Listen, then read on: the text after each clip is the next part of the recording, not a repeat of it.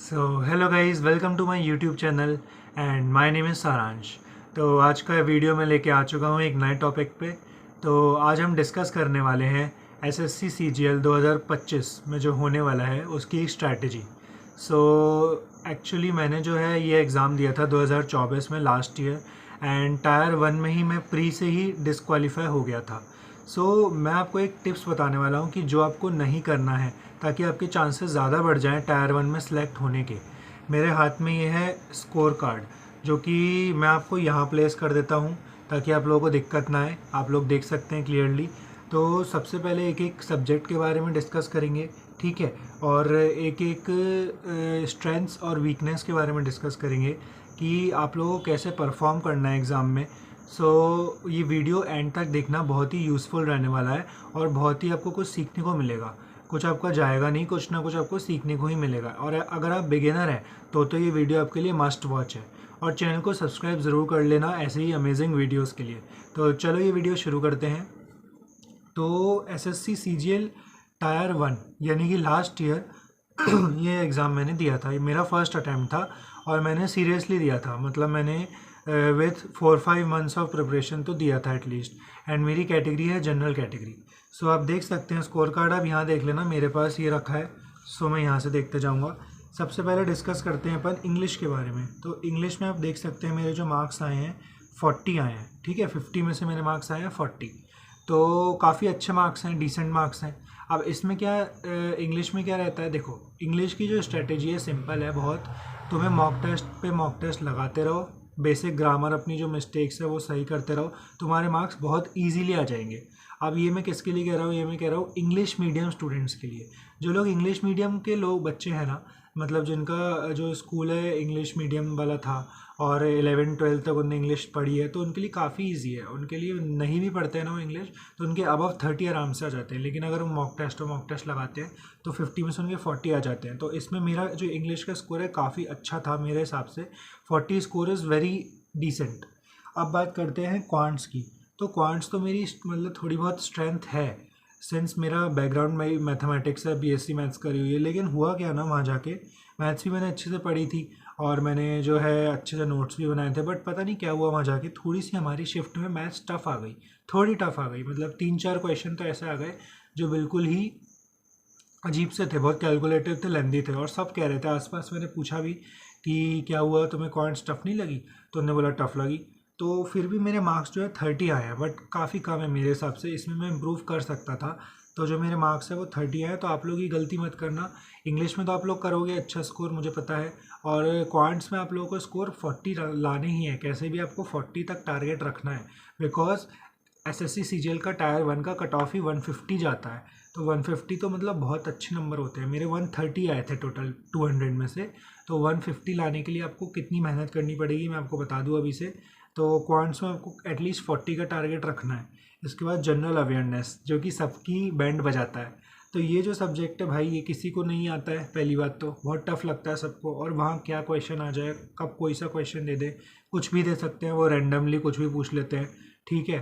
तो मेरे टाइम जो जीके आई थी वो थोड़ी टफ सी थी, मीडियम लेवल की। तो उन्हें क्वेश्चन इजी भी पूछे थे कुछ, जैसे what is the major source of protein, तो उसका आंसर था एग या फिर फिश। क्या मतलब ऐसे ऑप्शंस थे बहुत सारे, एग, चिकन, फिश। तो एग आंसर था, तो मेरा सही हो गया था।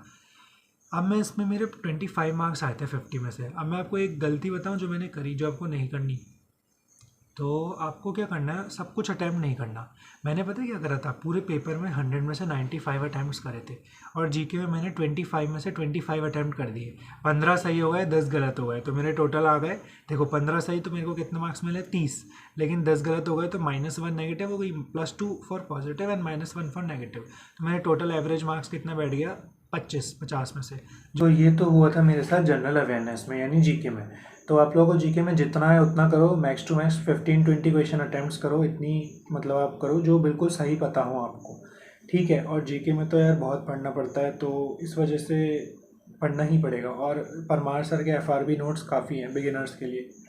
और अब बात करते हैं रीजनिंग की। तो रीजनिंग में मेरा स्कोर है 35। अगेन ये मेरा स्कोर कम है, क्योंकि 40 तो टारगेट करना ही चाहिए, 40 से अब अभी 45। इसमें हुआ क्या था ना, मेरे देखो लिखा भी है 19 राइट थे और 6 रॉन्ग हो गए थे।